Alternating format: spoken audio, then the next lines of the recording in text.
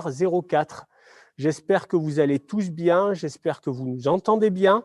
Je suis Sam Kebizi, le vice-président de la Chambre régionale d'économie sociale et solidaire en charge de la culture, de la communication, mais avant tout aujourd'hui des territoires, des délégations territoriales. Et je suis content d'animer ce débat qui va durer à peu près 1h30. Alors du coup, j'en profite pour admettre les participants qui arrivent au fur et à mesure dans la salle. Je pense que ce que nous auront appris les visios, c'est que je trouve qu'avec les visios, on est de plus en plus à l'heure. Je trouve que les gens sont particulièrement ponctuels sur les visios, beaucoup plus que sur les réunions physiques.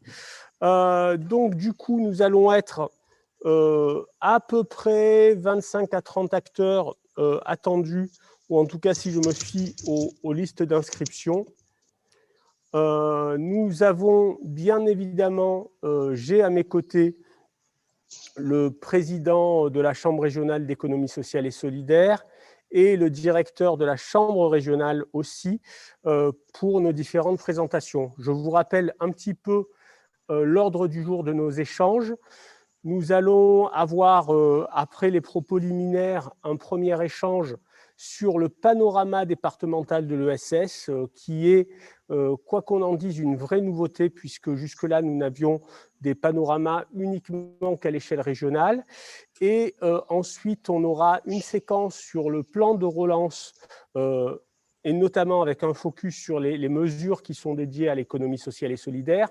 Et enfin, nous partagerons avec vous les rendez-vous que nous pourrons vous donner et qui concernent l'ESS dans les mois à venir. Sur chacune des séquences, nous allons essayer de vous donner la parole, de vous écouter, de vous entendre, de faire remonter vos besoins, parce que si nous nous sommes déplacés et si nous nous déplaçons volontairement et symboliquement, malgré la crise sanitaire, dans les différents départements, même si nous organisons ce schéma-là en distanciel, c'est pour marquer à quel point il est important pour nous de rester en connexion avec vous et de vous entendre. Merci encore une fois de votre présence et je vais tout de suite passer la parole à notre président Denis Philippe pour essayer de nous rappeler peut-être, Denis, pourquoi ce tour des territoires est si important. Merci Sam, bonjour à toutes, bonjour à tous. On peut dire aujourd'hui que la Chambre régionale des entreprises de l'économie sociale et solidaire de Provence-Alpes-Côte d'Azur a réussi sa représentation régionale et là aujourd'hui besoin de sa représentation de proximité. Et l'installation à venir des délégations départementales est importante pour elle. Tu l'as rappelé, nous étions avant-hier dans le Vaucluse, hier dans les Hautes-Alpes, aujourd'hui dans les Alpes de Haute-Provence. Demain, nous serons dans le Var et ensuite nous irons dans les Alpes-Maritimes. Cette proximité, elle est indispensable pour la Chambre régionale de telle manière à ce qu'elle puisse effectivement affirmer qu'elle est une chambre régionale. Je le rappelais, nous avons réussi, je crois, à nous faire remarquer, peut-être même à nous imposer sur le plan régional et à devenir l'interlocuteur tant de l'État que de la région. Et c'est bien le rôle, au sens de la loi, d'une chambre régionale comme la nôtre. Mais nous avons aujourd'hui besoin que nous soyons en capacité de nous organiser ensemble pour porter cette représentation en proximité, car on ne peut pas dire que nous sommes des acteurs de proximité si nous-mêmes, au niveau de la représentation régionale, nous ne sommes pas organisés en proximité. C'est la raison pour laquelle ce tour des territoires a vraiment une importance pour notre chambre régionale aujourd'hui, que je suis vraiment heureux d'aller à chaque fois sur les territoires de telle manière à pouvoir entendre ce que vous pouvez avoir à dire et partager avec vous ces éléments qui sont votre réalité territoire par territoire. Merci Denis pour ce propos introductif.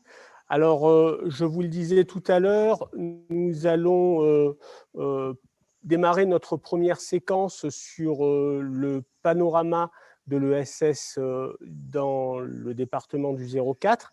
Je disais tout à l'heure que c'était une nouveauté. Je rappelais quand même, et je tiens à ce que ce soit un petit peu quand même de mémoire sur ce qu'a pu faire la CRESPACA. La CRESPACA était à l'origine de nombreux dispositifs qui ont été repris à l'échelle nationale. Le premier, c'est que tout simplement, la CRESPACA a créé l'observatoire de l'ESS en région qui a été ensuite repris à l'échelle nationale. Et le mois de l'économie sociale et solidaire, au mois de novembre, a été aussi créé dans notre région, puis étendu à l'échelle nationale. Donc nous n'en sommes pas à notre premier coup d'essai, on est plutôt fiers que ça a été essaimé ensuite dans les autres territoires. Et du coup, nous amenons maintenant un nouveau degré de précision en dotant notre région de panoramas départementaux. Je vais passer la parole à David en lui posant une première question. En quoi c'est important de pouvoir donner des indicateurs à l'échelle des départements? Bonjour à toutes et bonjour à tous. Pour une raison très simple, la mission principale d'une CRES, c'est de représenter les formes d'entreprises de l'économie sociale et solidaire, à savoir les entreprises associatives, les entreprises coopératives, les entreprises mutualistes, les fondations et les fonds de dotation, et aujourd'hui les sociétés commerciales qui se font reconnaître en tant qu'entreprises de l'ESS et qui, par ailleurs, souvent demandent le bénéfice de l'agrément ESUS.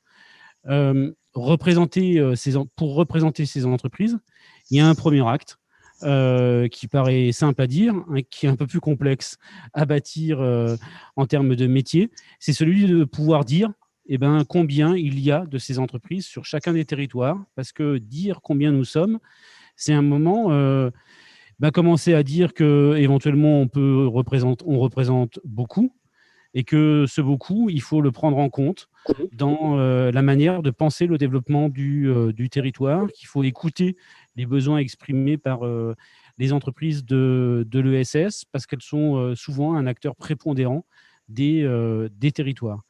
Donc pourquoi ? Tout simplement pour dire combien nous sommes et combien nous pesons dans le territoire. Merci David. Alors du coup, on va se lancer tout de suite dans la présentation de ce panorama. Je vous rappelle quand même quelques consignes de bon usage via la plateforme Zoom. Si vous n'intervenez pas, je vous invite à être attentif à couper vos micros en bas à gauche. Après, à vous de voir si vous souhaitez laisser vos caméras ouvertes ou pas selon la qualité de votre connexion. Je vous rappelle que l'émission est enregistrée et sera probablement remontée par la suite. Et si vous avez des questions à poser, je vous invite à privilégier la fenêtre de discussion pour poser vos questions de manière à ce qu'on puisse les partager avec tout le monde dans la séquence qui suit.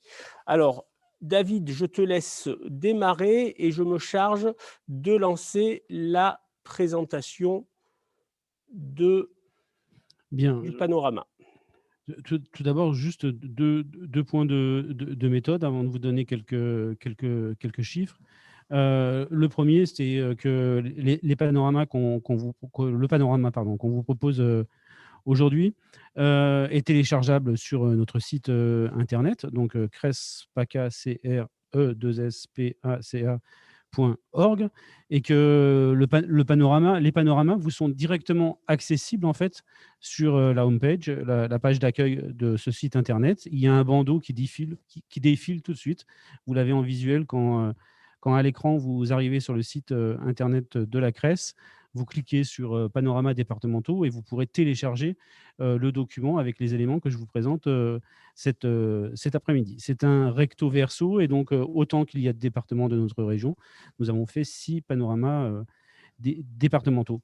L'autre point de méthode, c'est que comment on travaille, en fait, on travaille grâce à une convention nationale qui, dont a aujourd'hui le réseau, dont a le bénéfice le réseau des CRES. Cette convention avec l'INSEE a été effectivement négociée à l'origine par notre chambre régionale de l'économie sociale et solidaire. Elle permet en fait d'isoler dans l'ensemble de la statistique de l'INSEE, par les codes NAF et les numéros SIRET des établissements, le champ des entreprises de l'économie sociale et solidaire. Et c'est ce qui nous permet donc de compter combien nous pesons sur les territoires, à la fois en forme d'entreprise, mais aussi en nombre d'emplois. Et ces données issues de l'INSEE sont complétées d'une convention de partenariat que nous avons avec l'URSSAF, qui permet en fait de suivre plus conjoncturellement ce qui se passe en matière d'emploi dans nos entreprises. Et ça nous permettra notamment de proposer dans les mois qui viennent des notes de conjoncture sur l'évolution de l'emploi dans la période. Donc, quelques chiffres, je ne vais pas vous noyer, ce n'est pas l'objectif. L'objectif, c'est de retenir 3-4 chiffres clés qui permettent de parler autrement des entreprises de l'économie sociale et solidaire dans les Alpes de Haute-Provence et qui permettent à un moment de dire à des interlocuteurs publics, privés, que ce soit de la société civile ou des représentants d'autres forces économiques, ô combien à un moment nos entreprises représentent une richesse sociale. Nous le savons tous nos objets sont orientés vers des réponses d'utilité sociale, mais nos organisations sont aussi des agents économiques et avoir en tête les quelques chiffres que je vais vous proposer est une manière de l'affirmer. Alors, avant du panorama départemental, juste fixer les idées sur qu'est-ce que représente l'économie sociale et solidaire en région. C'est intéressant de situer le poids de l'ESS du département des Alpes de Haute-Provence dans l'ensemble de la région. La région Provence-Alpes-Côte d'Azur compte 12 911 entreprises de l'ESS, donc près de 13 000 entreprises. Ce sont majoritairement des TPE, donc des entreprises de 1 à 9 salariés, et qui œuvrent sur l'ensemble du territoire. C'est près de 13 000 entreprises de l'économie sociale et solidaire, emploient aujourd'hui près de 163 000 salariés. Le chiffre exact, c'est 162 599. Et c'est près de 163 000 salariés. C'est le premier chiffre à fixer parce qu'il va prêter un point de comparaison avec le chiffre dans le territoire. C'est 13,4% de l'emploi total privé du territoire. À ce seul chiffre, en fait, vous voyez ô combien, quand les entreprises de l'ESS se rassemblent, combien, en fait, elles constituent une force économique avec une capacité d'action dans les territoires qui est importante, puisque si on prend un chiffre classique qu'on n'aime pas, nous, dans le champ de l'ESS, qui est celui du produit intérieur brut, c'est-à-dire simplement, en fait, la mesure de la valeur monétaire produite par chaque entreprise, ça représente quand même un peu plus de 7% du PIB régional. On aimerait aujourd'hui mesurer la création de richesse autrement, mais ce point de comparaison-là nous permet à un moment de dire aussi ô combien nos entreprises produisent de la valeur, là, pour le PIB monétaire sur le territoire. Vous avez ensuite, en plus de ces 8 525, de ces 10 800 TPE, vous avez 2023 PME, donc un peu plus de 2000 PME, donc des entreprises de 10 à 250 salariés. Et nous avons aussi sur le territoire 88 grandes entreprises. La particularité de nos entreprises, de ces près de 13 000 entreprises, c'est que 80% d'entre elles ont leur siège social en région. Vous me direz, c'est un peu normal, nos entreprises délivrent des activités de proximité en faveur, à l'attention en majorité des habitants qui habitent notre territoire. Mais cette particularité est à souligner parce qu'elle signifie que tous les emplois de nos entreprises sont des emplois non délocalisables et que la richesse sociale qui est créée, elle crée de la richesse en emploi et que ces emplois ont la particularité de rester sur les territoires et donc de faire développement et croissance dans le local. Alors, quelques chiffres sur le département. Nous comptons sur le département près de 6 000 salariés, 5 916 salariés, qui sont employés dans 945 entreprises de l'ESS.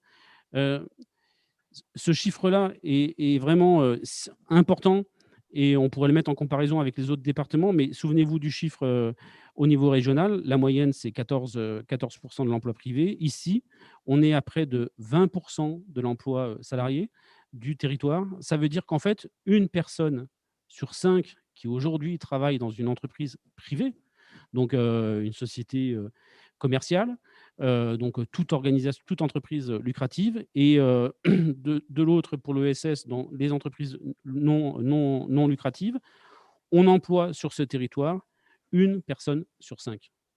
Je crois que voilà, ça, c'est un chiffre à retenir absolument dans la manière, à un moment, de présenter l'économie sociale du territoire.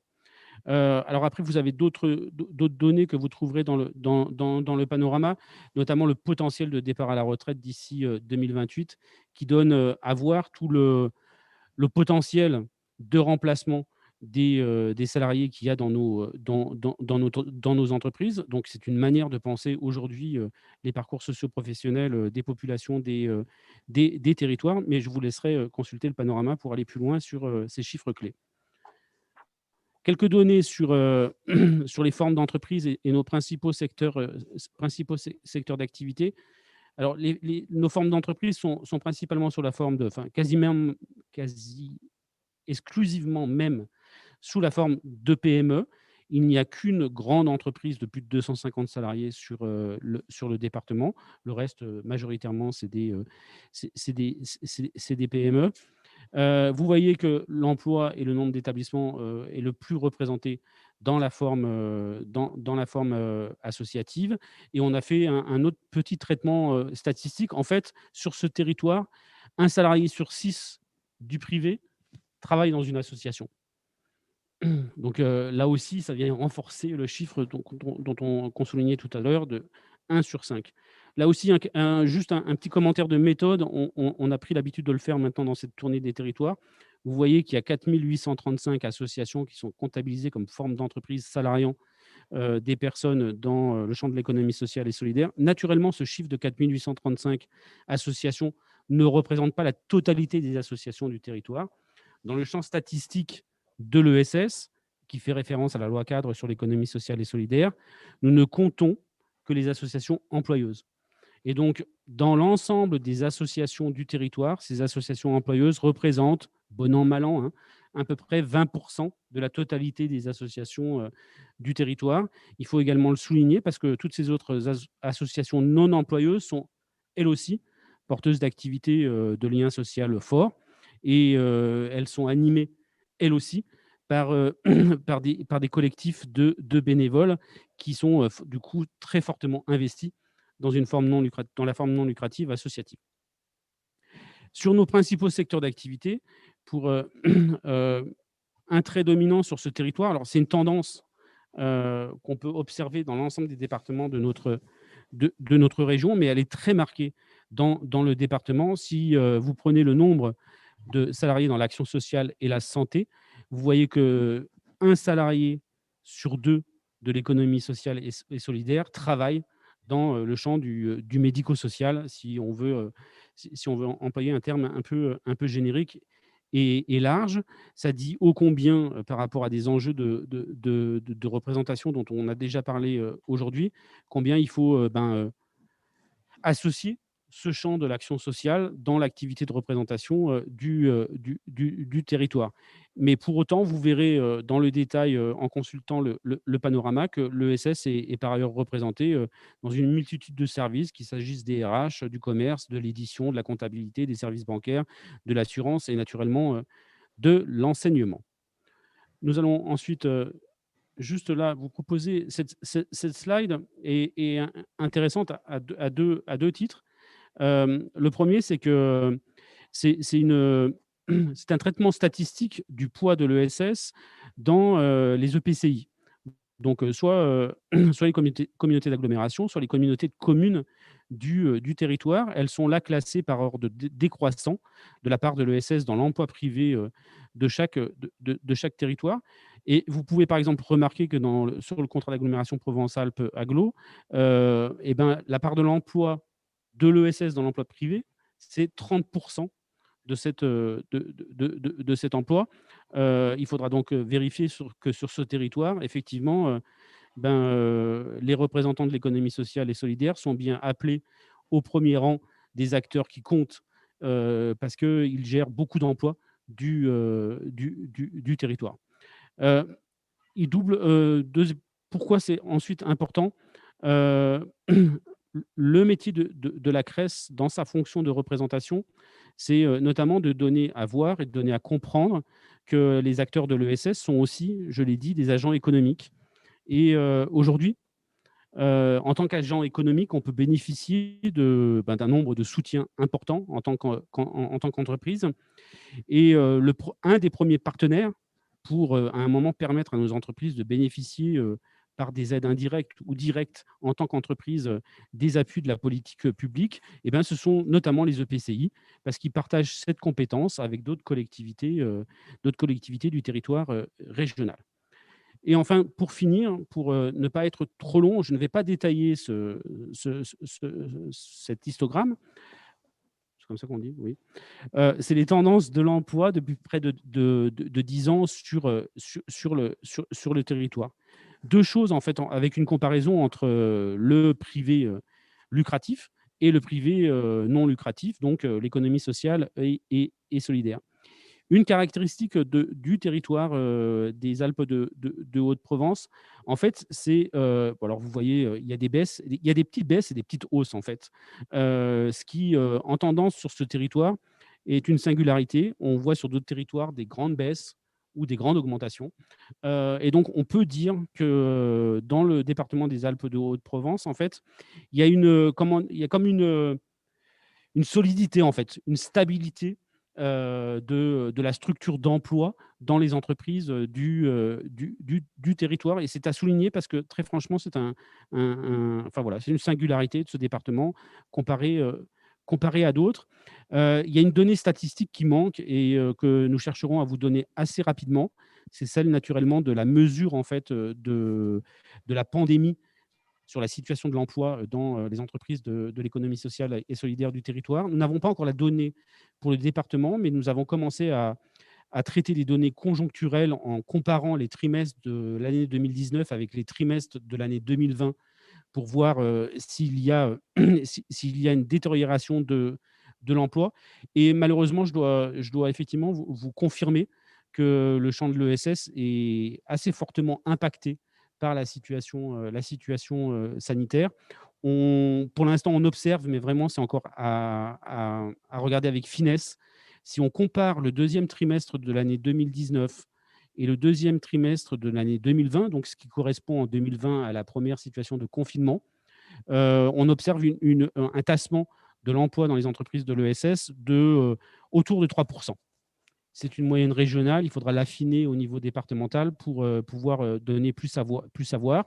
Mais donc, on a l'habitude de dire que nos entreprises sont résilientes. Nous continuons à penser qu'elles le sont. Pour autant, il y a vraiment certains secteurs d'activité aujourd'hui dans la famille de nos entreprises qui, par leur secteur d'activité, sont très fortement impactés par la situation de crise. Voilà pour ces quelques éléments de photographie du poids de l'ESS dans le territoire. Et encore une fois, rappelons-nous, un emploi sur 5 du département est aujourd'hui dans une entreprise de l'économie sociale et solidaire. Merci pour cette présentation synthétique. C'est un exercice compliqué et David l'a rappelé tout à l'heure, l'ensemble de ces données sont disponibles sur le site de la CRES en téléchargement en accès libre. Au-delà de l'intérêt évident que peut avoir la présentation de ces chiffres à l'échelle locale, ce qui n'est pas nommé, ce qui n'est pas compté n'existe pas. Donc on voit bien l'intérêt que ça a pour créer de l'interlocution sur les sujets. Comment ces nouvelles données peuvent faire évoluer la manière d'agir de la CRES? Alors, comment elles peuvent faire évoluer notre manière d'agir? En fait, elles permettent au niveau des territoires de penser la fonction de représentation. Quand vous traitez l'ensemble de ces données au niveau régional, ça vous donne une indication sur, à un moment, la manière dont on peut travailler avec ce qu'on appelle les grandes familles de l'économie sociale et solidaire, donc dans le poids respectif qu'elles représentent. Je parle du poids des associations, du poids des coopératives, du poids des mutuelles, et ça vous donne quelques grandes entrées, les poids sectoriels. Et donc, ça permet à un moment de penser la fonction de représentation de la CRES par rapport à une question d'ailleurs assez complexe, qui est de dire comment la CRES peut venir en complément, en addition de la fonction représentative des fédérations ou des unions qui représentent tel ou tel secteur d'activité. Alors, c'est une finesse à comprendre dans les missions d'une CRES. Une CRES ne va pas, par exemple, porter à elle seule un plaidoyer pour défendre la situation des acteurs du tourisme social au niveau régional. Il y a pour ça une fédération. Par contre, la CRES va réfléchir avec cette fédération comment elle, dans les espaces où elle est, parce que c'est un acteur qui a un caractère légal et qui est donc appelé en fait à la table de négociation ou de débat sur des sujets, économiques. Et là, je vous prends un exemple concret. Dans la période, par exemple, la région associée au service de l'État anime une task force en région sur la situation de pandémie. Ce n'est pas la Fédération du tourisme social qui est, c'est la CRES, parce que la CRES est l'acteur légal pour représenter la force économique que représente l'ESS. Donc elle s'y déplace, mais elle a pris soin, pour organiser ce déplacement, d'aller au-devant de toutes ces fédérations et unions pour faire l'état de leurs besoins et pouvoir à un moment emporter la voix dans l'espace en question. Ces panoramas-là vont permettre de faire ce travail-là en finesse dans les territoires et donc de penser les endroits où il va falloir coordonner notre représentation pour défendre les intérêts de nos entreprises qui sont positionnées sur différents secteurs d'activité. Merci pour cette réponse, David, très complète. Alors du coup, ça a laissé le temps à nos différents participants de digérer ce panorama, en tout cas ces premiers chiffres, et de commencer leur première question. Et j'ai une première question de Christiane qui nous demande si nous avons des entreprises qui possèdent l'agrément ESUS dans le département. Est-ce que tu peux nous rappeler ce que sont les agréments ESUS et comment sont-ils comptabilisés dans notre panorama? Alors, la question amène une réponse un peu complexe. Je m'en excuse, donc je vais essayer d'être concis. Au plan statistique, à l'heure actuelle, il y a un trou dans la raquette sur en fait, ce qu'on appelle les sociétés commerciales reconnues en tant qu'entreprise de l'ESS bénéficiant de l'agrément ESUS. Donc, un travail est fait au niveau national avec nos partenaires de la statistique pour réintégrer ce champ-là dans le champ de la mesure. Donc, le panorama que je viens de vous livrer ne comptabilise pas les sociétés commerciales bénéficiant de l'agrément ESUS. Par contre, je peux vous confirmer, parce que nous avons des adhérents directs à la CRES de ce type-là, qu'il y a effectivement des entreprises de ce type-là sur le territoire. L'autre chose, et c'est là que j'amène un élément de complexité, c'est qu'il y a quelque chose qui est mal compris en fait dans l'agrément ESUS. La représentation qu'on a de l'agrément ESUS, c'est que en fait, ce sont des acteurs du secteur lucratif, donc sous une forme de société commerciale, qui ont l'agrément ESUS. Mais en fait, l'agrément ESUS, ce n'est pas ça du tout. L'agrément ESUS, c'est la capacité donnée aux entreprises de l'ESS de venir abonder sur des dispositifs, notamment de financement, à des mesures qui leur sont spécifiques. Donc, la première condition pour être agréé ESUS, c'est d'être une entreprise de l'ESS. Bon, on aura l'occasion de revenir sur ce sujet-là parce qu'il y a beaucoup de pédagogie à faire. Mais donc, pour répondre concrètement à la question, oui, il y en a. Et non, pour l'instant, elles ne sont pas mesurées dans le panorama. Thibaut nous apporte quelques éléments techniques là-dessus, mais je crois, Président, que c'est un sujet que vous suivez de près et avec lequel vous discutez en haut lieu pour organiser les choses. Je vous laisse la parole. On en a discuté justement, c'est bien qu'on aborde sur cette question des entreprises agréées ESUS, parce que ça a fait l'objet d'une discussion ce matin avec monsieur le préfet de région.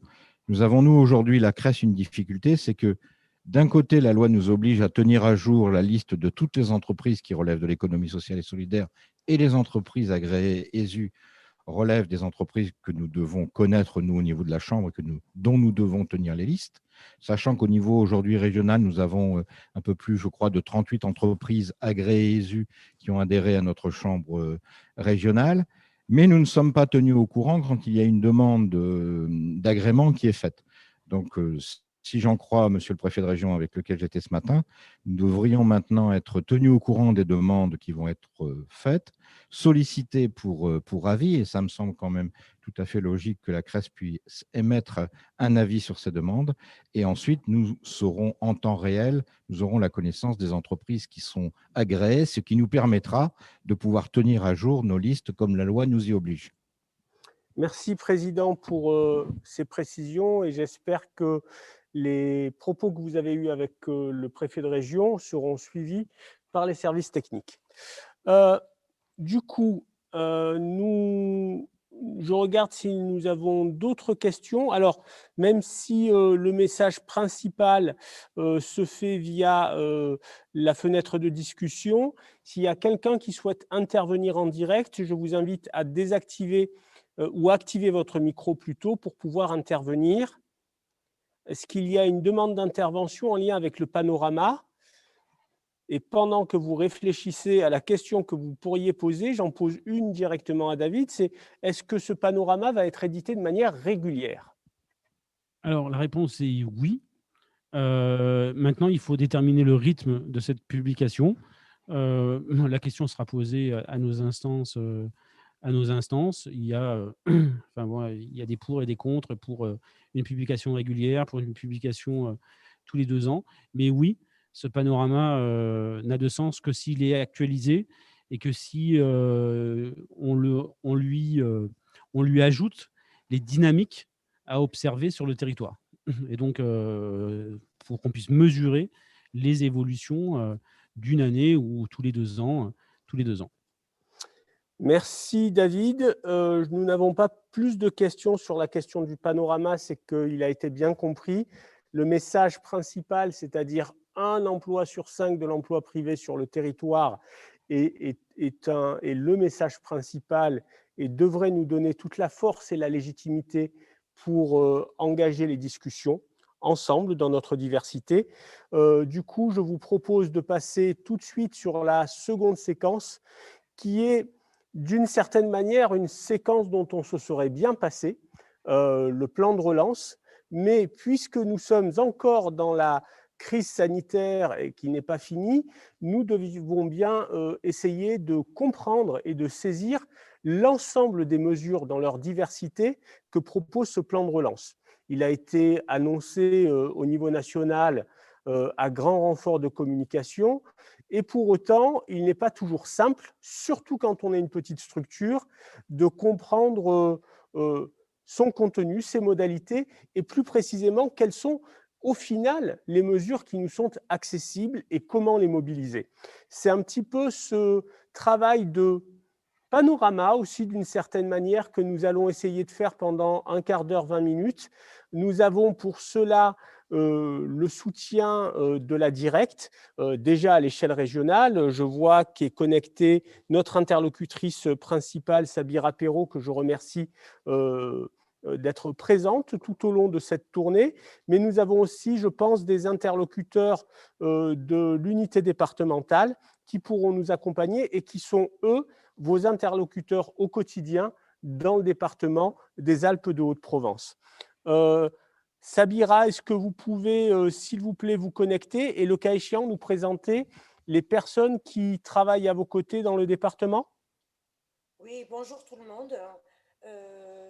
Je tiens d'abord à saluer toute l'assistance et Anne-Marie Durand, qui est la directrice du travail, directrice de l'unité départementale des Alpes de Haute-Provence, Monsieur Matèche Hamid, qui est le chef de pôle 3E, et Olivier Sensé, qui est mon collègue en charge de l'économie sociale et solidaire sur le département des Alpes de Haute-Provence et votre interlocuteur, bien sûr, sur le terrain.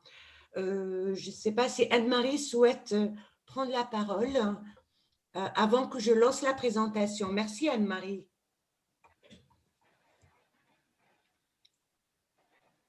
Bonjour Anne-Marie, la parole est à vous.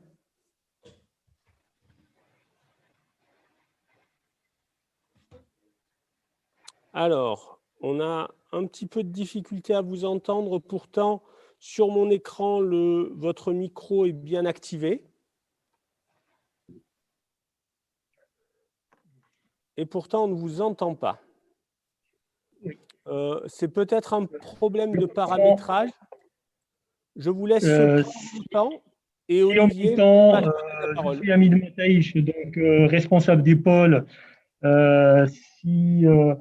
Sur naturellement le département des Alpes de Haute-Provence, l'unité départementale de la Directe est à la disposition naturellement des structures pour naturellement porter avec elles ou donner toute information pour aller plus loin sur le domaine de l'ESS.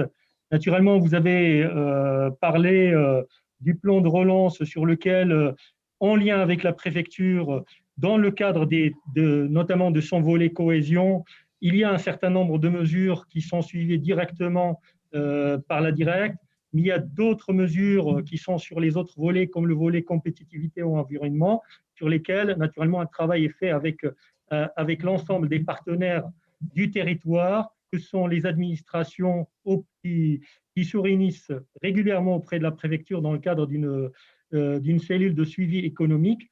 Et donc, l'ensemble des dispositifs qui existent de soutien au secteur économique globalement dans le cadre du plan de relance, mais toute autre aide qui a été annoncée pour soutenir, j'allais dire, les entreprises sur nos territoires sont suivis dans ce cadre-là.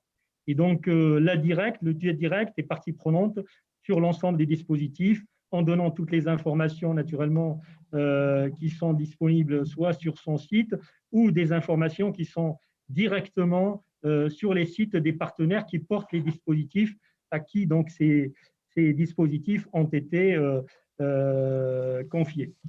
Et puis, naturellement, il y a tous les consulaires, enfin les consulaires qui donnent l'information en direct d'une manière concrète.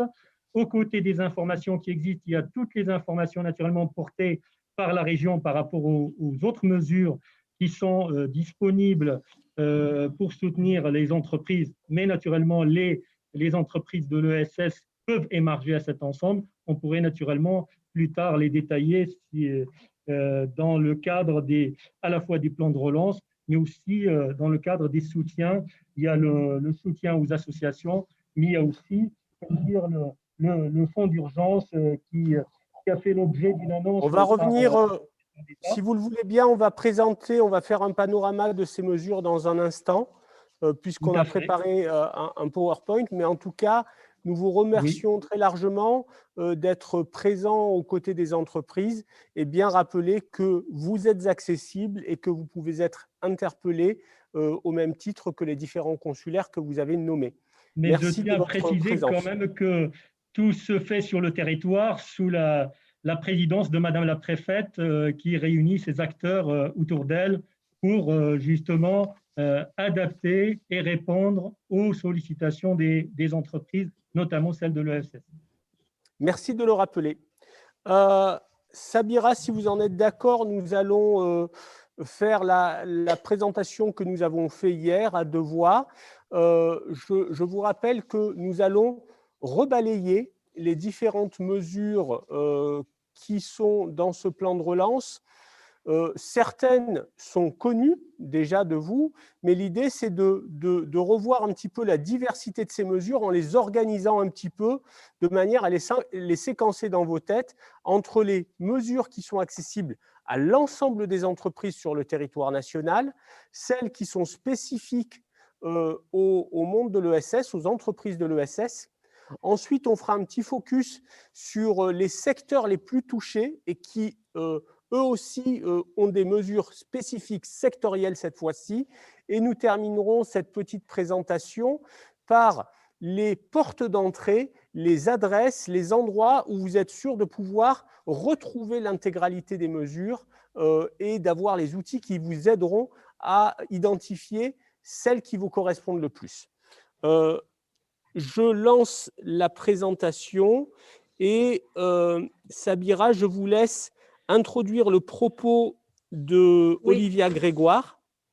Merci. Avant de commencer, je m'en excuse d'avance. Je dois quitter dans 5-10 minutes la présentation et c'est M. Olivier Sensé qui reprendra le relais. Mais bon, c'est c'est la directe qui restera toujours présente auprès de vous, bien sûr. Et je serai là pour appuyer Oui, la présentation. merci Sam, merci de votre appui. Merci. Avec plaisir. Je voulais commencer en tout cas la présentation pour insister sur la volonté de l'État de soutenir le secteur de l'économie sociale et solidaire qui a bien entendu, surtout au premier confinement, montré une grande solidarité et une forte mobilisation sur tous les territoires de la région PACA. Et je les remercie aujourd'hui.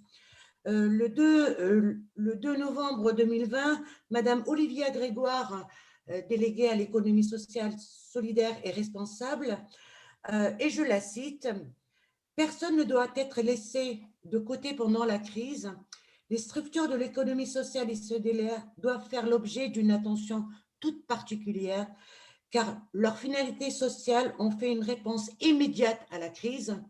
Leur dimension solidaire, un modèle pour la résilience future de notre économie. » Il est certain que le plan de relance vise aussi les structures de l'économie sociale et solidaire parce que ces structures nous accompagneront à accompagner les transitions sociétales, écologiques, mais aussi économiques.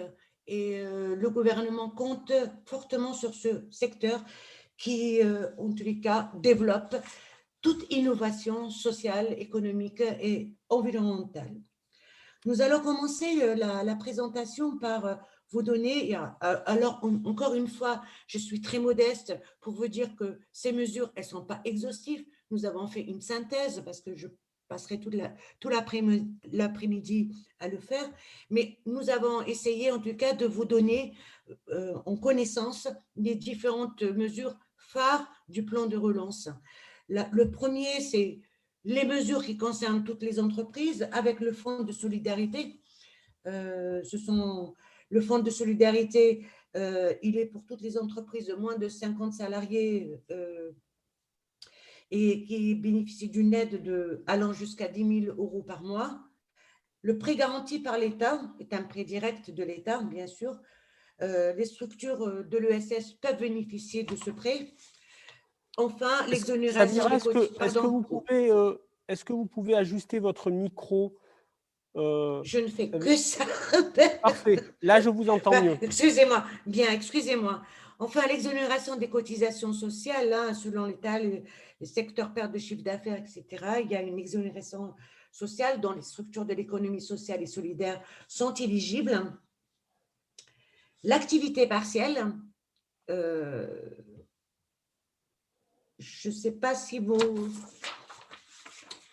L'activité partielle, donc c'est un dispositif qui est aussi accessible à toutes les structures de l'économie sociale et solidaire et qui va jusqu'à, par moment, à 100% de la prise en charge des salaires. Enfin, la mobilisation de Bpifrance pour le soutien de la trésorerie, la garantie pour les prêts de trésorerie, les prêts sans garantie et bien sûr le prêt rebond. Je ne sais pas si je suis dans le timing.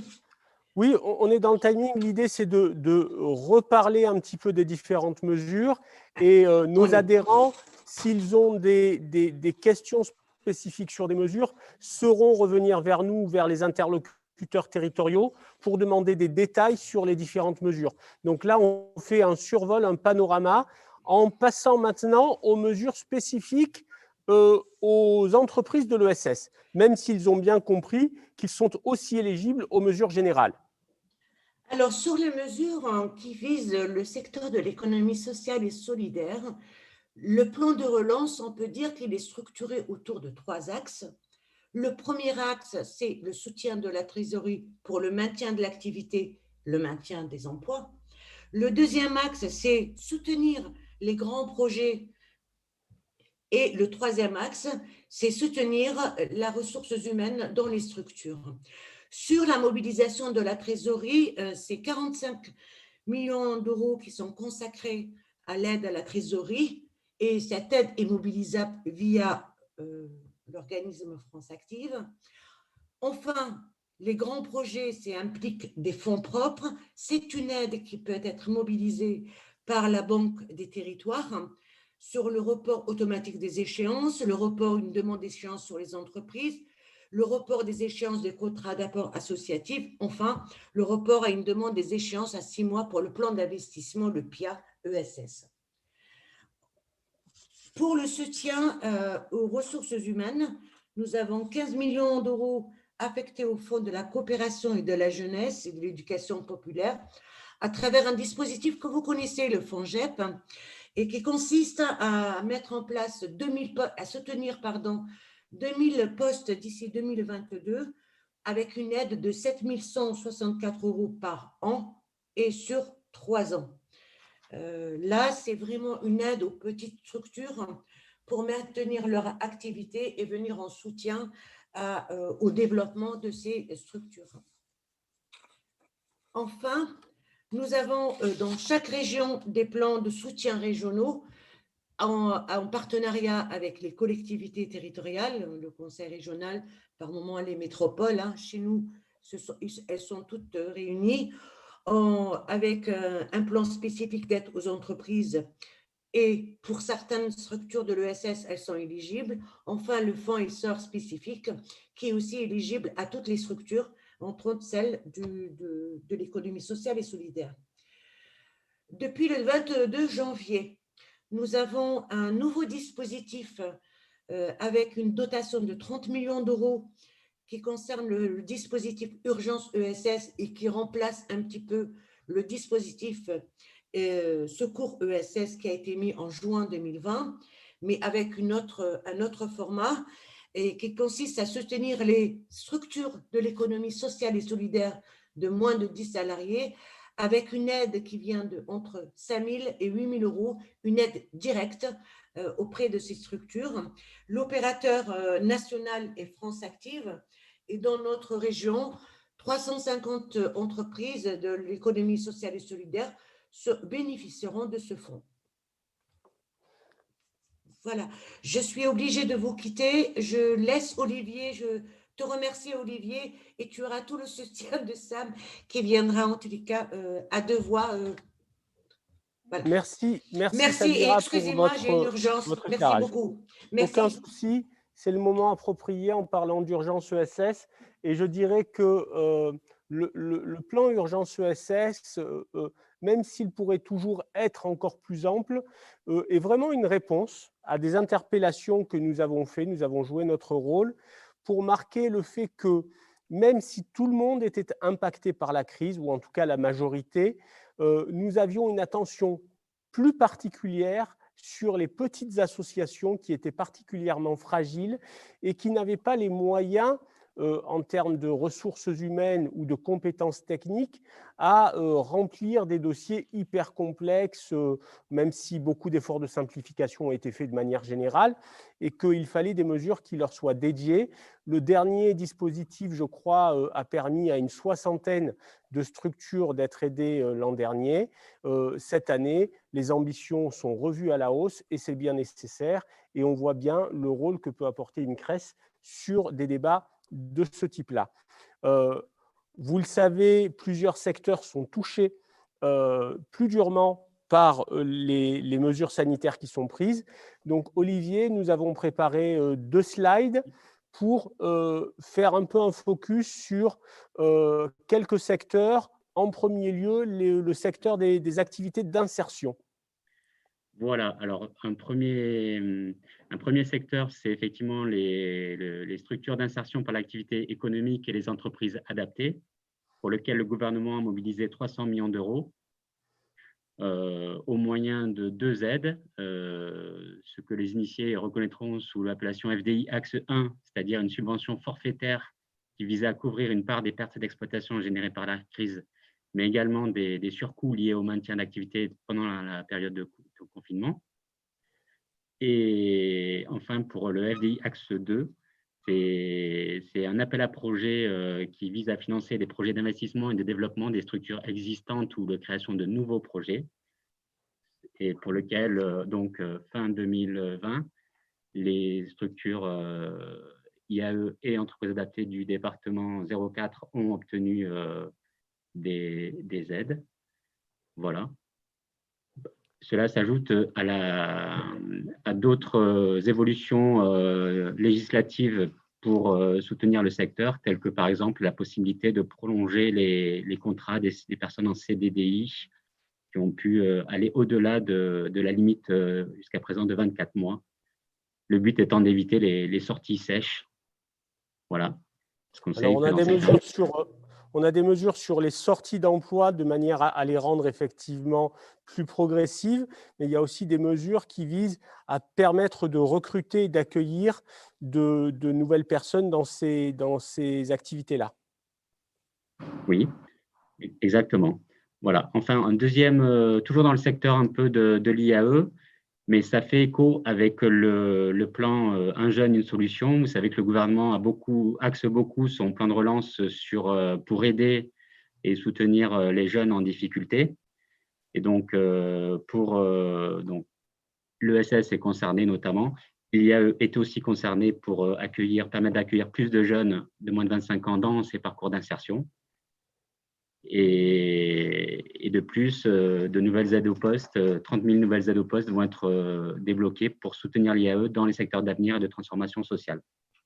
Alors, on rappelle voilà, on rappelle que la présentation qu'on fait, ça a été dit, mais je le redis, on n'est pas sur des éléments exhaustifs et qu'évidemment, il va y avoir des évolutions qui vont être apportées tout au long de l'année, d'où la nécessité de tenir une veille. Le secteur culturel et artistique est aussi largement impacté. Exact. Alors, j'avoue que ce secteur de la culture, je préfère vous renvoyer aux informations du site du ministère de la Culture pour ce qui concerne les aides spécifiques qui sont en complément donc, de toutes les aides transversales qu'on a vues par ailleurs. Effectivement, et on a plusieurs réseaux au-delà du ministère de la Culture qui relayent de l'information sur les aides. Je suis plutôt à l'aise là-dessus puisque c'est mon secteur d'activité et vous pouvez trouver à l'échelle régionale des informations aussi selon les filières dans lesquelles vous êtes, que ce soit les arts du spectacle vivant, les arts plastiques, le monde du livre, de l'audiovisuel. Tout est organisé de manière thématique et vous avez plusieurs ressources en vous adressant à la CRES. Elle a la compétence de vous réorienter vers les acteurs qui vous donneront les informations les plus précises et les plus à jour. On parle aussi du secteur du sport qui est également très touché, autant le sport amateur que le sport professionnel. Absolument, donc très touché par les mesures de confinement et notamment donc les clubs de sport ont été très touchés. C'est pour ça qu'il y a eu la création du Pass Sport dès 2021, une aide évaluée à 100 millions d'euros pour permettre d'aider les Français à revenir dans les clubs sportifs. Donc, c'est une aide qui sera destinée au public les plus fragiles. Par ailleurs, il y a des fonds d'urgence qui seront débloqués par l'Agence nationale du sport pour continuer à venir aux toutes petites associations, celles que vous avez indiqué ne pas être parmi les 20% de salariés du département, certaines structures ne sont pas employeuses et sont pourtant en difficulté dans la mesure où le sport est fortement impacté par cette crise aussi. Donc, un fonds qui existait déjà en 2020, qui avait déjà été doté de 19 millions d'euros en 2020, et donc en 2021, ce sont 15 millions supplémentaires qui viendront s'ajouter sur ce fonds d'urgence, géré par l'Agence nationale du sport. Par ailleurs,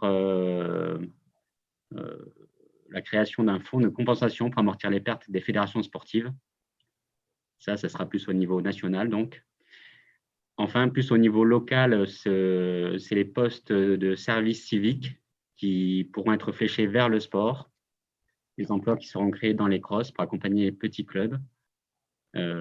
Enfin, le sport professionnel sera aussi aidé, mais dans le département, on n'a pas forcément des grands clubs. On n'est pas dans le département de l'OM.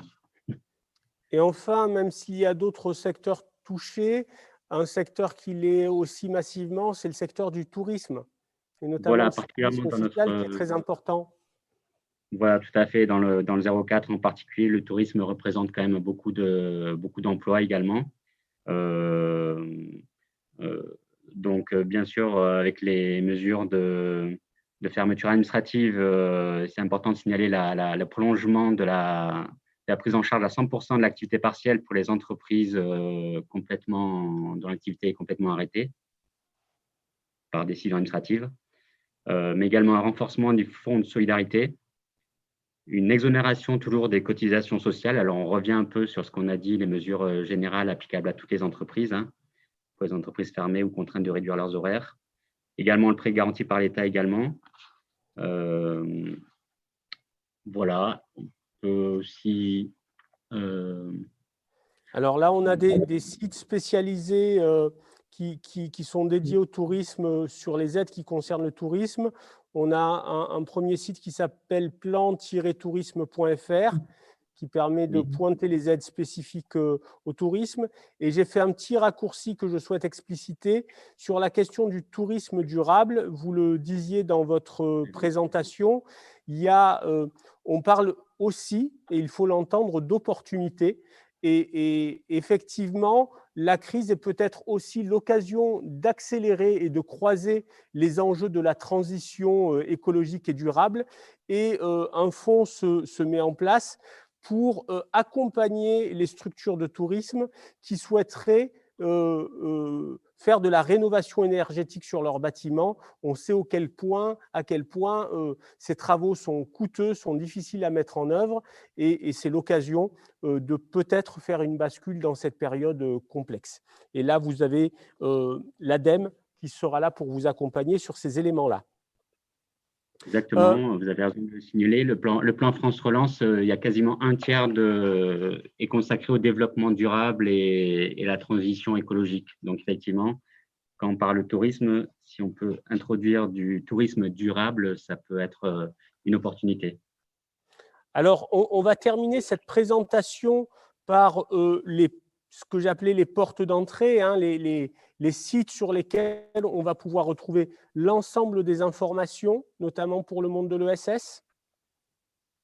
Exactement. Donc, le dispositif urgence, il y a un numéro que vous voyez s'afficher sur l'écran, là, 0806 000 245, qui va permettre aux personnes qui vont le solliciter pour l'ESS de les orienter vers les aides et dispositifs les plus appropriés à leur cas spécifique. Et également, il y a moult sites internet qui recensent les aides. Donc, effectivement, celui de la Banque des Territoires est très bien organisé, très bien fait. Je citerai aussi celui du site du ministère de l'économie qui fait un focus spécifique sur les mesures liées en faveur des structures de l'ESS et qui recense aussi beaucoup de toutes les aides possibles ou dispositifs auxquels le secteur de l'ESS est invité à mettre en œuvre, hein, parce que l'idée, c'est quand même bien de sauver le secteur, de sauver les salariés, de sauver les emplois, je dirais. Voilà. Alors, merci d'avoir participé à cette présentation sur le panorama des mesures. Une remarque qui nous est souvent faite par nos adhérents, et c'est aussi une des raisons sur lesquelles on a souhaité venir sur les territoires, c'est que ce n'est pas forcément simple d'analyser ces chiffres pharaoniques qui sont annoncés. On parle de centaines de millions d'euros, de milliers d'emplois qui vont être créés. Et nos adhérents nous disent sur le territoire, mais en fait, dans mon département, quand on parle de postes FONGEP, quand on parle d'emploi, ça va concerner combien de postes disponibles sur mon territoire? Est-ce que vous avez une capacité à communiquer, à dire, ben voilà, l'applicatif du plan de relance dans le 04, c'est en fait plutôt tel chiffre, plutôt tel nombre d'emplois dans tel ou tel secteur? Est-ce que vous avez cette capacité de traduction? Alors, Nathalie Chamid, donc je réponds tout simplement d'une manière, je veux dire, temporairement évasive, dans la mesure où il n'y avait pas de répartition par département en tout cas à ma connaissance, de ces chiffres-là. Donc, l'idée, je pense que c'est des enveloppes nationales sur lesquelles il y a je vais dire un droit tirage au niveau globalement de la France. Mais après, naturellement, il n'y a pas de, sauf la limitation nationale, on ne connaît pas d'objectif par département. Ceci dit, sur pas mal de domaines, y compris dans le plan de relance, il y a un certain nombre d'objectifs sur les recrutements qui sont des objectifs, ce qu'on appelle les objectifs territoriaux partagés, qui ont tendance à remonter au niveau national et donc pour qu'ils soient déclinés par département. Et pour le moment, on n'a pas encore de retour sur des objectifs départementaux. Mais il y a des réalisations qui ont été faites sur l'année 2020, par exemple, en termes d'aide à l'embauche, des jeunes, par exemple, on a dépassé les 300 aides à l'embauche par rapport au nombre de PEC auxquels peuvent émarger aussi les entreprises de l'ESS. On a dépassé le nombre de 290 PEC dans notre département. Voilà, on pourrait vous donner plusieurs chiffres dans chaque domaine, mais si vous avez une question plutôt précise sur un dispositif, on pourrait peut-être y répondre. Non, non, mais la question est déjà précise et ce n'est pas du tout une question piège, mais moi, je suis très pragmatique, c'est-à-dire que la relation qu'on a à nos entreprises, c'est de leur apporter des réponses qui leur permettent de se projeter. Et je pense que une de nos capacités, comme on l'a fait avec le panorama départemental, c'est essayer de traduire quelles réalités vont avoir ces plans sur le territoire. Et je pense que nous devrions arriver sans difficulté, au regard de la qualité de nos relations, à partager plus d'informations qui nous permettraient de donner des indicateurs qui traduiraient la réalité de ces plans dans les différents départements, même si vous avez précisé que certaines de ces mesures relèvent du droit de tirage et que donc, en gros, c'est la demande qui va faire la réponse apportée. Merci beaucoup, en tout cas. On va prendre quelques questions. Peut-être première réaction, Président ? Oui, une réaction. D'abord, se féliciter que l'économie sociale et solidaire, aujourd'hui, soit rattachée à Bercy. Je pense que c'est important. Et je pense que l'économie sociale et solidaire a toute sa place au ministère de l'économie et des finances. Et c'est bien, on l'a vu avec la crise. On voit combien c'est important. Ça facilite également la relation et parfois on se pose la question, que fait la CRES ? La CRES, elle est interlocuteur avec l'État via son organisation fêtière qui est SS France aujourd'hui, mais en direct également. Nous avons eu, nous, des démarches au niveau de la CRES Provence-Alpes-Côte d'Azur directement avec les services de la secrétaire d'État à l'économie sociale et solidaire et responsable. Et nous avons aussi, on ne l'a pas évoqué, une relation directe avec la région puisque nous avons été, grâce à une proposition que nous a faite la Banque des Territoires, nous avons constitué, nous avons créé un fonds spécifique ici dans cette région qui s'appelle le fonds Essor. Et ce fonds s'est fait de par la relation que nous avons également, la Chambre avec la Banque des Territoires, qui nous a fait une proposition et qui nous a demandé si nous étions en capacité de trouver d'autres acteurs, c'est-à-dire de grandes entreprises de l'économie sociale et solidaire qui voudraient également abonder ce fonds. Nous l'avons fait, nous avons fait ça en relation avec la région et c'est ainsi que nous avons vu la naissance du fonds Essor. C'est un fonds qui n'a pas été forcément fait dans d'autres régions, c'est vraiment spécifique à notre région et ça montre bien le travail d'accompagnement que peut avoir dans la crise la Chambre régionale de l'économie sociale et solidaire, proche de ses adhérents. Et nous sommes, tu le rappelais tout à l'heure, en capacité aujourd'hui d'accompagner, s'il y a des difficultés, nos adhérents dans les demandes sur ces dispositifs, de les accompagner. Et puis, s'il y a des difficultés, comme tu le faisais remarquer, parce qu'il peut y avoir des difficultés, et bien également de les faire remonter et de dire c'est bien, il y a des plans et c'est très important pour nos entreprises, comme toutes les entreprises, mais il y a peut-être des difficultés pour certains secteurs que nous puissions également les accompagner, faire remonter les choses. Il y a la défense des intérêts des entreprises de l'économie sociale et solidaire, qui est une des missions de la Chambre régionale. Alors, vous parlez du fonds Essor que nous coportons. Est-ce qu'il est encore disponible ? On essaye d'amener des réponses concrètes. Il est toujours disponible et on voit bien que pendant la première partie de la crise, nos entreprises, elles ont été comme toutes les entreprises, elles ont observé ce qui se passait. Deuxième confinement, elles ont joué peut-être la carte résilience. Et puis si on entend bien qu'on serait demain peut-être à la veille d'un troisième confinement, et là, nos entreprises commencent à se dire on part dans l'inconnu, on va faire un grand saut dans l'inconnu.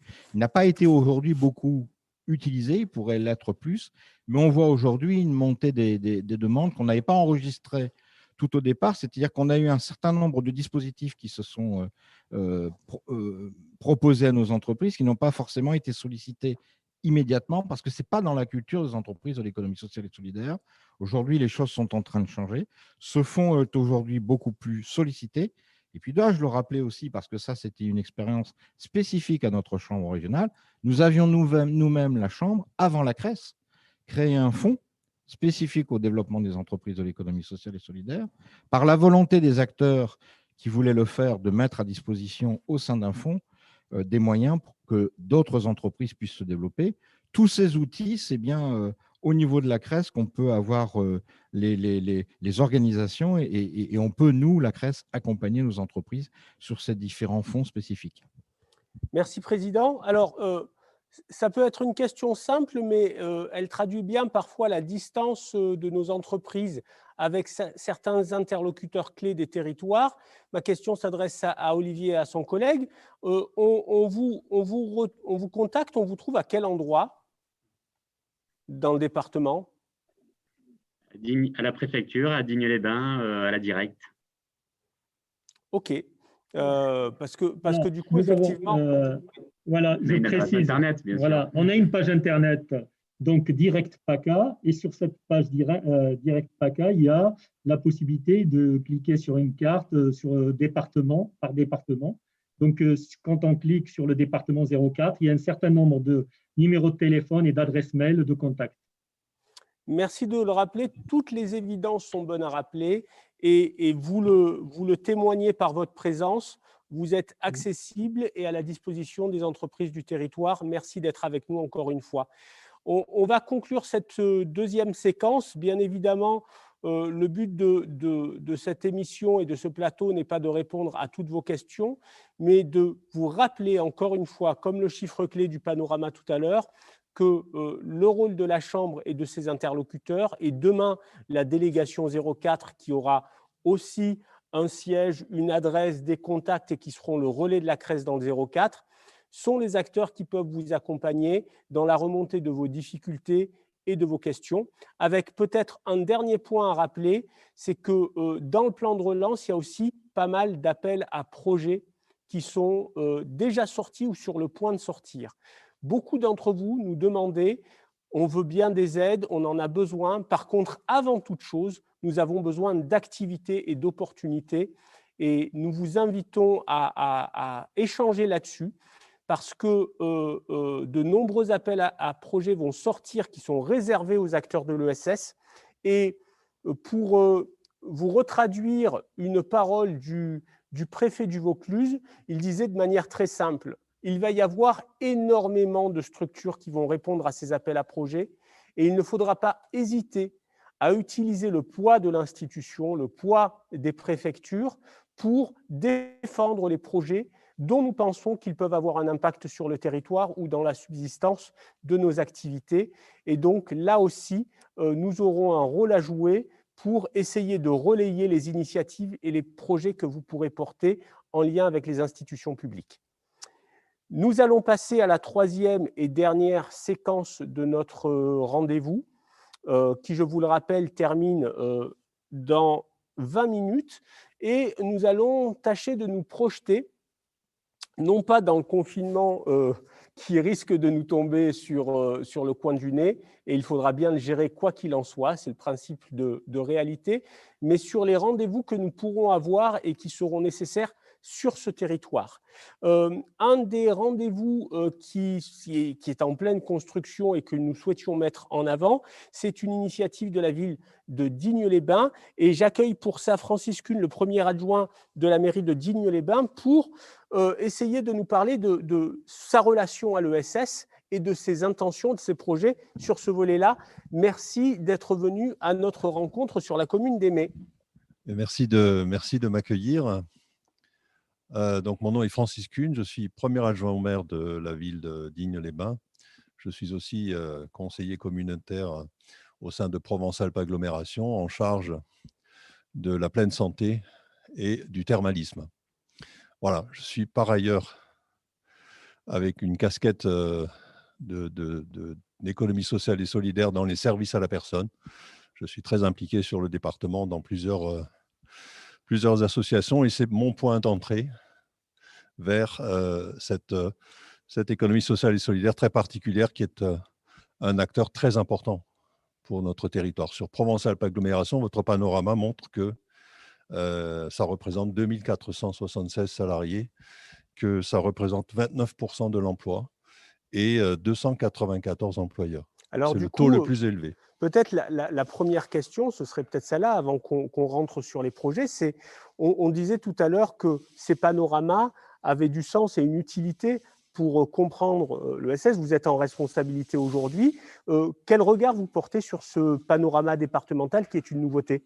C'est un outil indispensable pour que les collectivités, les élus, les décideurs prennent conscience de ce que représente l'économie sociale et solidaire sur notre territoire, prennent conscience de la nécessité de considérer l'ensemble de ces acteurs comme des acteurs clés du développement du territoire, du développement de l'activité, comme des acteurs aussi de la cohésion sociale. Parce que c'est ça l'économie sociale et solidaire. C'est à la fois de l'économie, et il faut vraiment le considérer comme de l'économie, mais c'est aussi de l'équité et de la cohésion sociale et de la prise en compte de phénomènes humains. Et Dieu sait si la crise sanitaire nous fait prendre conscience aussi de beaucoup de problèmes qui se posent dans ce domaine-là. Alors, donc, en fait, c'est un outil pour vous aussi, tout simplement. Tout à fait. Et je suis vraiment preneur, moi, de toutes les informations, de toutes les analyses aussi que permettent de faire ces outils-là, parce que ça nous permet de comprendre comment notre territoire évolue, ça nous permet de comprendre où sont les besoins, ça nous permet aussi d'orienter nos politiques publiques pour mieux soutenir ce secteur, pour mieux le prendre en considération. Alors, pour autant, vous n'avez pas attendu l'arrivée du panorama pour porter des politiques sur l'économie sociale et solidaire. Où en êtes-vous de vos ambitions et de vos projets sur ce volet-là? Alors nous, ce qu'on souhaite vraiment, et on a déjà eu des discussions avec le président Denis Philippe, avec Jérôme Martinez, avec aussi l'Union des entreprises au travers de Colette Bellé. Nous, ce qu'on souhaite, c'est créer dans cette année-ci, on espère en tout cas que la crise nous le permettra, un événement important pour vraiment rendre hommage à tous ces acteurs de l'économie sociale et solidaire de notre territoire, pour que les élus les rencontrent aussi. Ça me paraît très important pour leur apporter, si c'était possible, de l'aide, de l'information, pour aussi leur permettre de se rencontrer, de se connaître entre eux, et aussi leur permettre donc au travers de ces rencontres, au travers de ces échanges, eh bien peut-être d'arriver aussi dans des séquences de collaboration entre toutes ces entreprises qui quelquefois sont le nez dans le guidon, avec des tas de problèmes à régler, avec des engagements qui les empêchent de regarder ni à droite ni à gauche. Et là, peut-être leur permettre effectivement d'avoir ce moment où ils peuvent se connaître les uns les autres et travailler ensemble. Donc c'est un événement qu'on aimerait vraiment mettre en place cette année. On a pris cet engagement ensemble. C'est un événement qu'on aimerait organiser de façon récurrente. Je ne sais pas si ça sera tous les ans ou tous les 2 ans, mais en tout cas, il faudrait que ce soit un moment où on se rencontre, on se connaît, on se parle. On peut peut-être arriver même aussi à avoir des propositions de projets en commun pour travailler ensemble et avancer sur ce secteur. C'est vraiment pour nous, enfin pour moi en tout cas, je suis un acteur de l'économie sociale et solidaire convaincu, c'est un domaine qui a une très grande importance et qui représente vraiment aussi une capacité pour l'avenir de nos territoires à faire des choses qui sont très intéressantes et qui peuvent vraiment apporter autre chose que l'économie pure et dure qu'on connaît du secteur privé. Alors, deux questions très simples. Est-ce que c'est un événement qui est déjà nommé, baptisé? Et est-ce qu'il est réservé, entre guillemets, aux acteurs de Digne-les-Bains et autour, ou est-ce que vous souhaitez élargir l'audience de cet événement? Moi, je pense que l'événement peut être le plus large possible. Aujourd'hui, Provence-Alpes-Agglomération, au travers de sa présidente, Patricia Granet-Brunello, maire de Digne, veut s'engager. C'est une volonté. nos collègues voisins de la communauté de communes Alpes-Provence-Verdon, qui sont donc à Saint-André-les-Alpes, ont déjà fait savoir qu'ils étaient partants pour être partenaires de cette organisation. Moi, je prendrai langue avec les autres EPCI du territoire départemental pour voir effectivement s'ils veulent se joindre à nous. Je suis convaincu qu'ils répondront tous positivement. On a aussi déjà commencé à prendre langue avec la Banque des territoires, qui est un acteur aussi important qui peut apporter des solutions, qui peut apporter de l'aide à toutes nos entreprises de l'économie sociale et solidaire. Et donc voilà, moi ce que je souhaite, c'est vraiment travailler avec la Chambre, avec la délégation départementale, à organiser cet événement du mieux possible. Merci, Je voudrais Francis. réagir, si tu permets, Sam. Je vous en prie. C'est important et c'est à noter. Quand on a une collectivité locale qui sollicite les acteurs représentatifs de l'ESS et qui vient un peu les bousculer en leur disant qu'est-ce qu'on peut faire ensemble, c'est une opportunité qu'il faut saisir. Bien évidemment, nous, au niveau de la Chambre régionale, c'est une opportunité qu'on ne laissera pas passer parce que c'est important quand une collectivité territoriale nous sollicite. Et je crois, moi, aux actions partenariales avec les collectivités territoriales, mais je dirais c'est une opportunité. C'est un appel du pied que vous faites aujourd'hui à l'organisation rapide de la délégation départementale, parce que la délégation départementale, sur ce que vous voulez porter, sur ce que vous voulez faire, ça doit logiquement être votre interlocuteur demain. Il y a quand même, il me semble, Denis, un mouvement là-dessus qui est un petit peu nouveau. Jusqu'à présent, on était assez peu interpellé par des intercommunalités ou des communes sur les enjeux ESS. On le travaillait plutôt à l'échelle de l'État et de la région. Je sens qu'il y a quand même un mouvement assez fort et que l'initiative qui est portée par Digne-les-Bains et les acteurs qui l'accompagnent marque un mouvement, en fait. Tout à fait. On a vu avec les dernières élections municipales, d'abord dans les programmes des municipales, la question ESS a été présente là où elle ne l'était pas forcément autrefois. Et nous avons eu depuis les municipales des demandes qui émanaient de nouveaux élus, de nous rencontrer pour comprendre ce que nous étions et nous solliciter également pour engager des partenariats. On a une demande qui est en cours d'instruction de la métropole de Nice. Et là également, ça sera à la délégation départementale des Alpes-Maritimes de répondre. Nous avons des demandes dans le Var. Et là aussi, c'est à la délégation départementale qu'il appartiendra de répondre. Effectivement, tu as raison. Aujourd'hui, les élus ont intégré ou par sensibilité personnelle, et là, on a la démonstration d'un élu qui n'a pas découvert l'économie sociale et solidaire au moment où il a pris son mandat parce qu'il en avait une connaissance. Mais on a aussi des élus qui ignoraient totalement ce qu'était la réalité de l'économie sociale et solidaire et qui aujourd'hui portent un regard différent. Et je pense que nous, notre rôle également, acteurs de l'économie sociale et solidaire, chambre représentative, c'est de faire évoluer cette vision et de faire tout ce qu'il est possible de faire pour le travail ensemble, du faire ensemble. Alors, est-ce que vous pouvez, dans la continuité, nous parler d'un temps qui est maintenant institué par la loi Hamon? C'est la question de la conférence régionale de l'économie sociale et solidaire. Il me semble que dans vos échanges avec nos différents interlocuteurs de l'État et de la région, il y a une volonté pour la prochaine conférence d'associer encore plus la voix des entreprises dans les départements. C'est plus qu'une volonté, c'est-à-dire c'est une demande, c'est ce que nous avons convenu, puisque la troisième conférence régionale de l'économie sociale et solidaire aura lieu à l'automne. C'est une conférence qui est co-organisée par l'État, par la région et par la Chambre régionale. Elle donne d'ailleurs lieu à la signature d'une convention tripartite triannuelle. Donc, on va re-signer ce type de convention. Et la demande que nous a fait l'État et la région, c'est que le programme de la prochaine conférence régionale parte des territoires. Donc, quand je disais tout à l'heure dans mon propos qu'aujourd'hui la CRES a besoin d'avoir une représentation en proximité, elle a besoin de cette délégation départementale, c'est une réalité. On ne va pas faire des délégations départementales pour le fun, on ne va pas faire des délégations départementales par une volonté hégémonique supposée. On a vraiment besoin de prendre la réalité des problématiques départementales, de la volonté des acteurs de s'organiser sur le territoire et de faire remonter ça pour alimenter également les travaux de la CRES, parce qu'aujourd'hui, on est un petit peu sec, j'utilise le terme volontairement, on est un petit peu sec parce qu'à force de réfléchir au niveau régional dans nos jolis locaux de Marseille, ça ne fait pas avancer la machine comme elle devrait avancer. Nous avons besoin de la réalité des acteurs de proximité. Nous avons besoin de nos délégations départementales. Le message s'adresse bien évidemment à vous. Est-ce qu'on peut imaginer des synergies, en fait, dans la mesure où les calendriers seraient compatibles?